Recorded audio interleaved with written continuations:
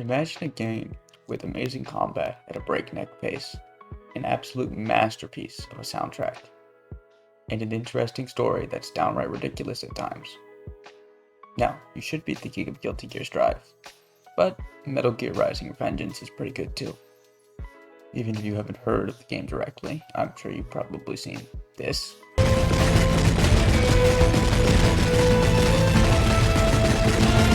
or this, or even this. The memes. That last one isn't even fake, and I'm not sure how, but to understand how this came to be, we need to go into a bit of history about the game. Metal Gear Rising: Revengeance is a 2013 release that began as a Kojima Productions project, but was later handed off to Platinum Games. When it first released, judging by the Steam ratings, it did pretty well, then petered off after a little while, and it stayed that way, until, well, it didn't. I believe there are three main reasons for this resurgence: the gameplay itself, the story, and, most importantly, the soundtrack. Even though I might say that the soundtrack has surpassed the game itself, that's not to say that the game isn't good. In fact, it's downright amazing at times. I will say that the levels leading up to the boss fights aren't very exciting at times. Fighting the mini-bosses and other non-boss enemies can be downright frustrating due to the annoying camera angles and situations like this.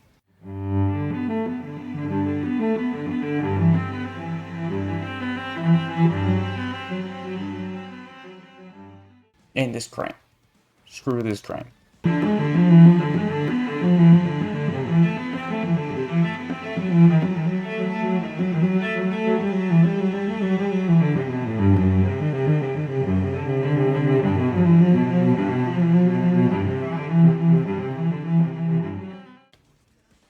But the actual boss fights are a different story entirely. They have a way of both being a little difficult but fun at the same time that just makes you feel like a badass. Parry's system isn't too difficult to get a hang of, and it's still incredibly satisfying. Bosses like Monsoon help you get a hang of the system by coming at you multiple times in succession from different directions, and it feels good when you hit all of them in a row, even if it really isn't some arduous feat. In the first boss fight, what might be considered the tutorial boss is one of the most fun fights in the game. It introduces you to quick time events, which always look amazing. I'll never not enjoy jumping from missile to missile to slice something up. Speaking of, the ability to freely slice up objects is incredibly enjoyable.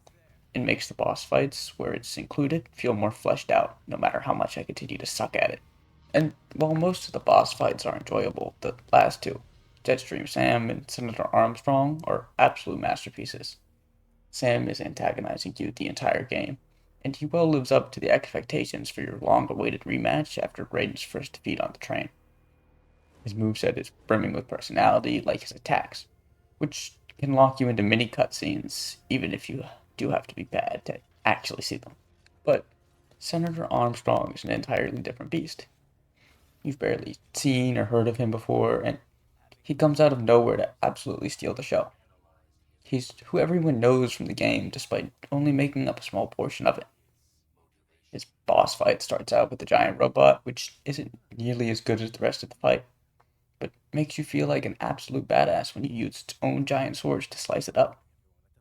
After that's done with, he just comes out himself to fight you. No weapons, just straight hands, with a little assistance from nanomachines, of course. He gives his iconic speech, which I'll touch on later in the plot section, breaks Raiden's sword, and we fight him with our bare hands. This brings us to the famous "standing here I realize" scene from all the memes, and it absolutely holds up in game. As a David and Goliath moment, except Goliath doesn't feel a single thing and proceeds to rip off his shirt and brag about his nanomachines. It's both hilarious and awesome at the same time, and encapsulate what makes this game so great. The third phase does not back down on the balls to the walls action, with Wolf giving you Sam's iconic red sword, and you defeating a powered-up Armstrong with ground-shattering attacks and massive punches. But it's impossible to talk about the full extent of this fight without talking about Armstrong's speech and views, which brings me to the plot of the game. if you're wondering how I got this far without talking about the story of the game, that's because enjoying the story isn't completely necessary to enjoy the game. The game doesn't take itself seriously a lot of the time, and I think that works greatly in its favor. I mean, for God's sake, Raiden shows up to his mission in Mexico, dressed in a mariachi costume because he believes it'll help him blend in. Well, it could be argued that this was to show how out of touch he was with the real world due to his upbringing as a child soldier. I don't think that's what they were going for. The main gist of the story is that Raiden, our high heel rockin' cyborg, is a soldier for a private military company, so essentially a mercenary. They were charged with protecting a prime minister, and our favorite Brazilian samurai and southern psychopath show up and, well, needless to say, they didn't get paid. But Raiden goes on a revenge streak, killing the people behind the assassination. Each one gives a little spiel about what they believe or their motivations. But this is where I need to talk about memes. Not those memes, these memes. An element of culture or a system of behavior passed from one individual to another by imitation of other non-genetic means.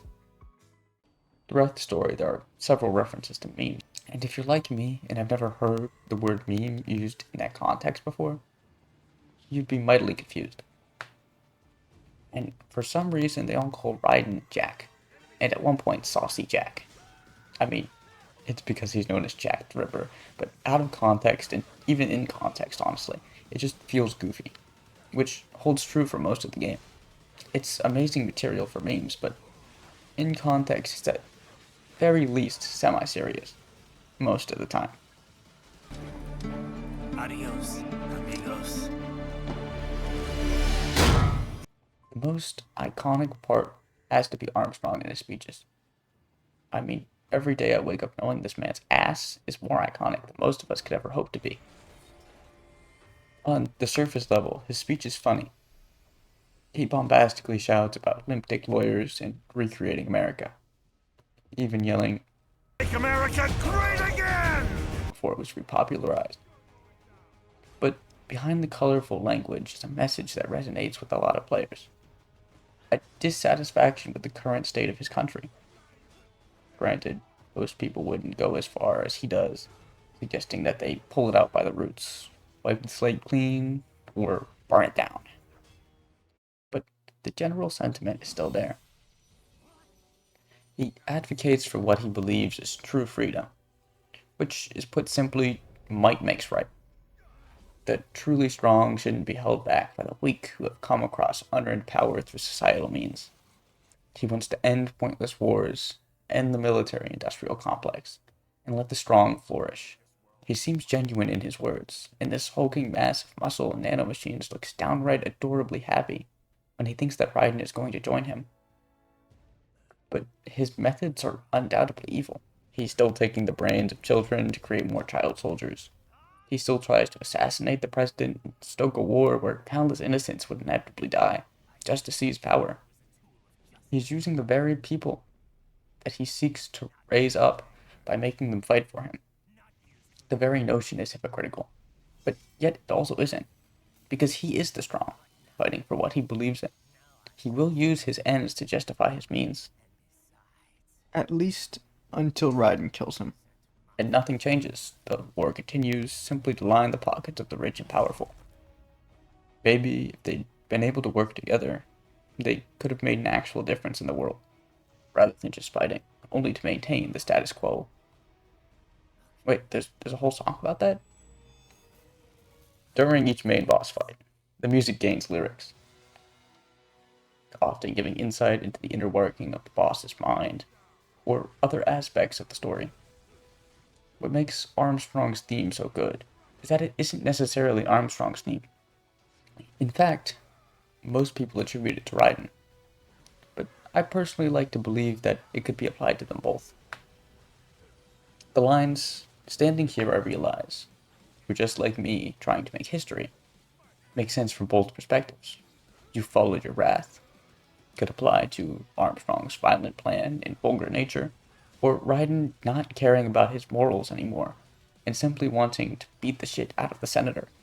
We can see this if we take this goofy scene right here. I said my sword was a tool of justice. Not used in anger. Not used for vengeance. But now I'm not so sure. And besides, this isn't my sword. And take it a little more seriously. Then you have Jetstream Sam's theme, the only thing I know for real. Besides being an amazing song, it's my personal favorite from the soundtrack. It explains Sam's motivations for releasing the lock on the sword for Raiden, without the context of the later released DLC. Memory's broken, the truth goes unspoken.